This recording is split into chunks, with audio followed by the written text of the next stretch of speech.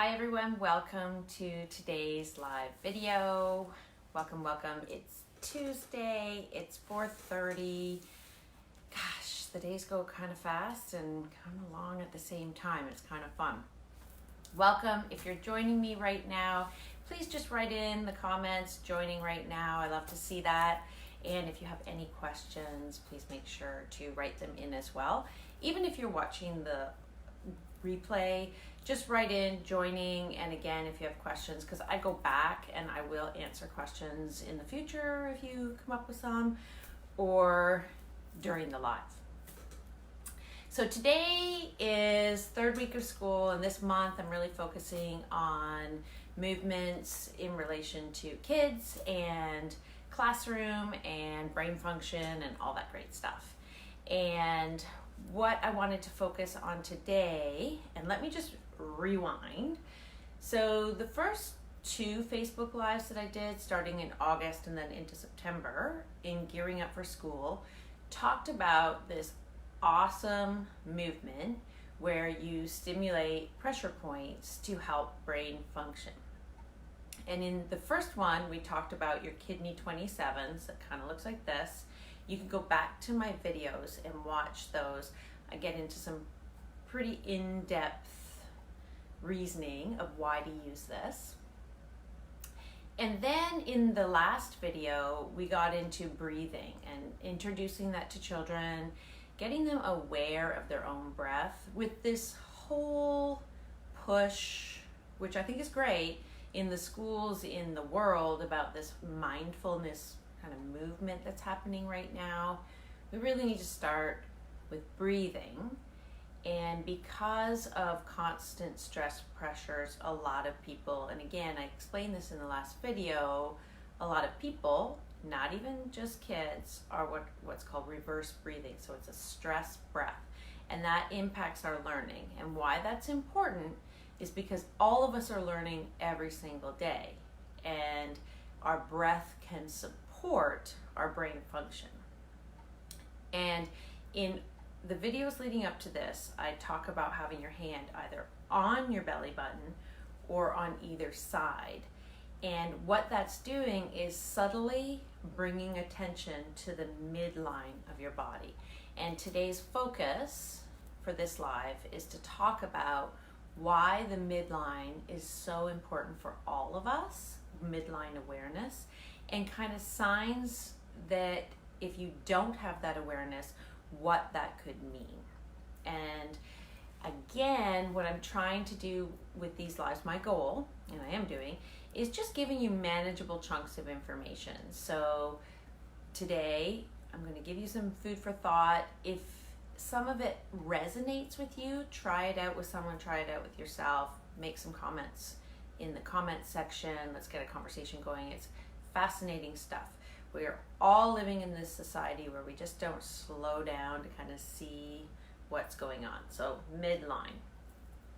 So essentially what the midline is just if you had an imaginary line going down the center of your body.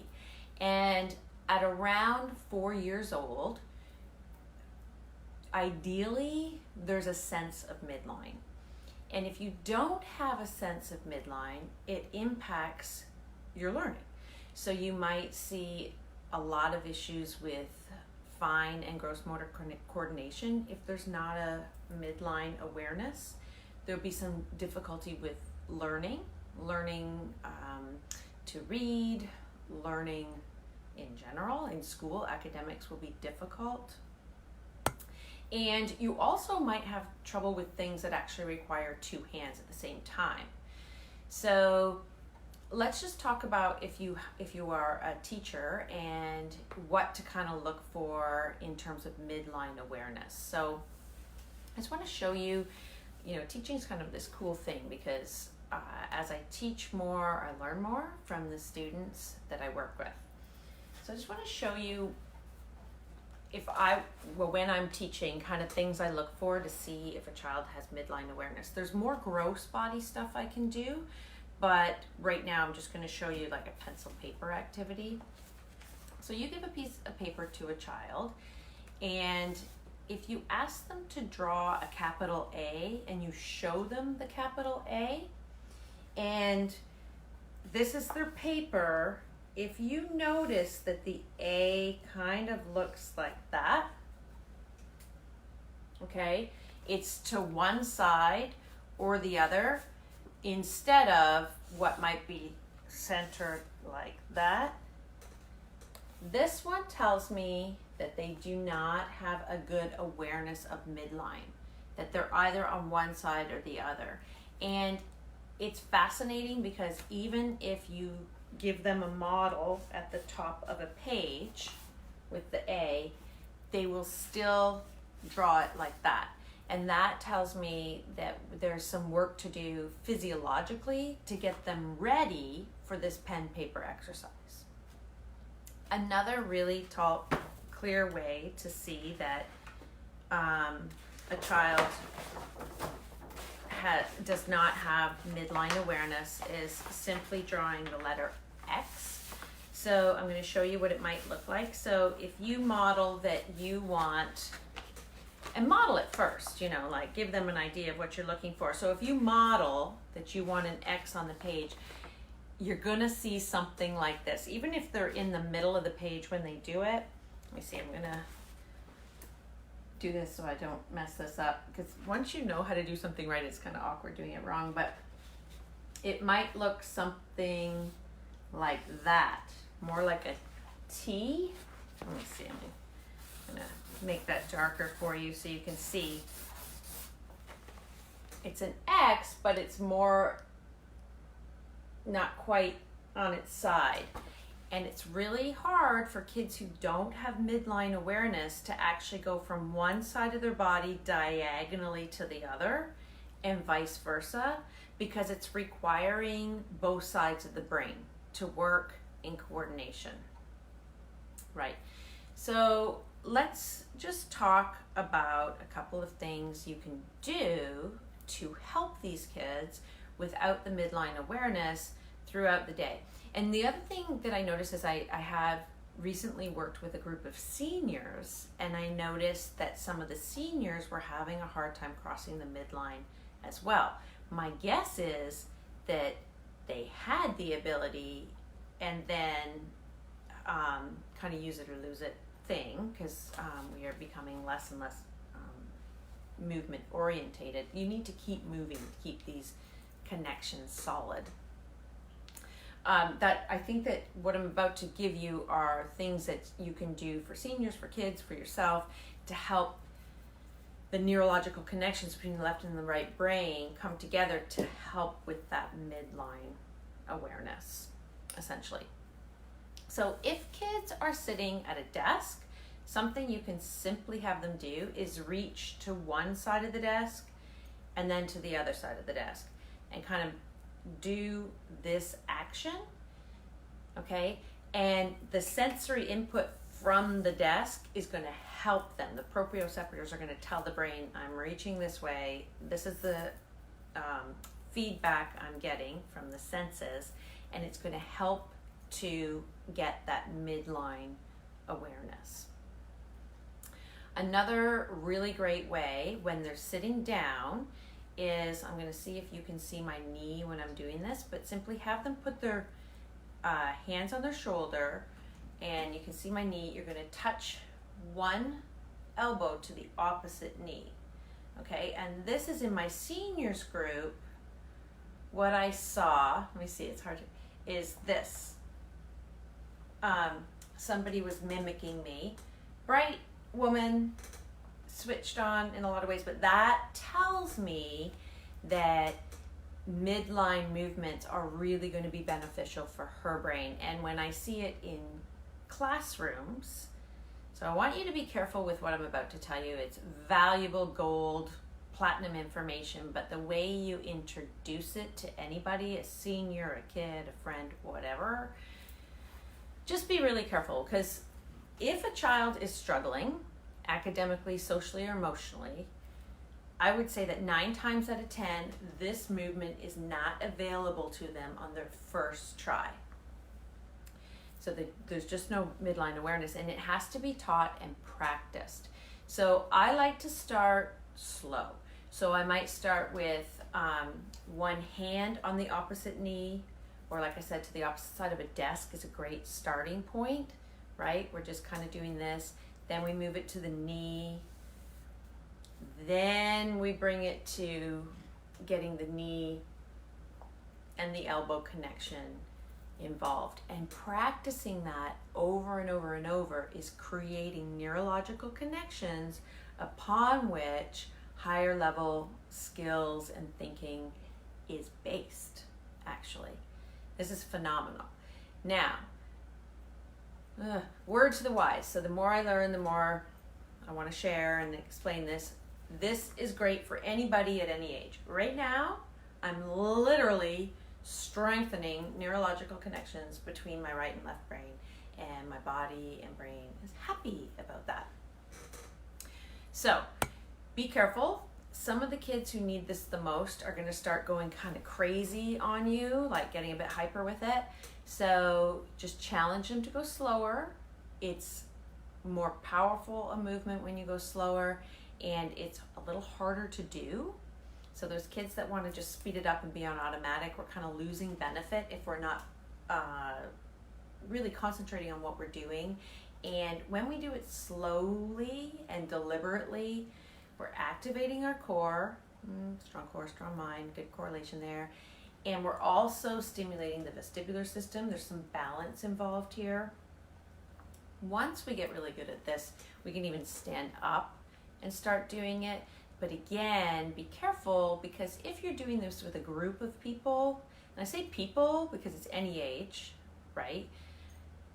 You just want to be careful, because the ones who can't do it are, especially younger age, if they can't do it, they already have challenges and they're probably a little bit self-conscious. So just slowly introducing this, I find, is effective, and it doesn't turn people off, basically. Now, if you have a particularly young, or maybe even a particularly old person that you're working with, and you're trying to get them to have midline awareness, you might have to back up a little bit and really work on what's called homologous movements, where what you're doing, sorry, that word is like tricky. It's actually working both sides simultaneously and getting the brain reorganizing that way before it's ready to truly understand where its midline is. So let me try that word again. The homologous movements are actually good for everybody. So again, right now I'm helping my brain by doing these one-sided activities without crossing, so that then I'm ready for the cross crop. An example of a homologous movement would be if you have students who are particularly challenged, just pushing something heavy, where they're having to coordinate both sides of the body, but there's no crossing going on. All right, so there's a lot of information on this live, a lot. So let's just recap a little bit. Midline awareness, super important for learning, right? For coordination, for academic learning. Simply even having your hand on your belly button subtly gives a reminder to where the midline of the body is, right? When you're introducing this, you might notice that in somebody's writing, their A's and their X's are on a side because they just can't get that midline of the actual letter integrated. And to help them, you can introduce cross-lateral movements, we call them, where one side is reaching to the other like this, and you just want to be really careful in how you introduce it, being very mindful that while you might be trying this right now and thinking this is not rocket science, it's actually quite challenging especially for people who have challenges, actually. So definitely make sure to look for these sort of indications that midline awareness might be an issue. And again, at any age, we can strengthen the neurological connections between our left and right brain with these movements. It's kind of like walking kind of helps it, running kind of helps it. You know, when you go for a run and you feel like you're just, or even a long walk, you're just so much more clear. A lot of that is because you're doing these cross-lateral movements, but they get really, really powerful when we're literally crossing the midline and involving both sides of the body. So hopefully this has been valuable to you. Please do make some comments. Let me know you're here just watching, you know, something to let me know that you are here for this live. Again, my goal is small, manageable bits of information that can be valuable to you. If you're just coming on, just rewind to the beginning, sort of see what this was about. I'd love, again, to hear your comments and look forward to getting together with you again next week. I plan on next week doing another live, and we're going to go from there. I committed to end of August all through September, and then we're going to see about October. But if you'd like to see more, let me know, because that will inspire me to do more. So I appreciate everybody who's here listening. Again, this is the fun part. This is where I try to turn off the camera without making a fool of myself, because I tend to reach in and things go awry. So let's see how it goes. And I'll see you next week.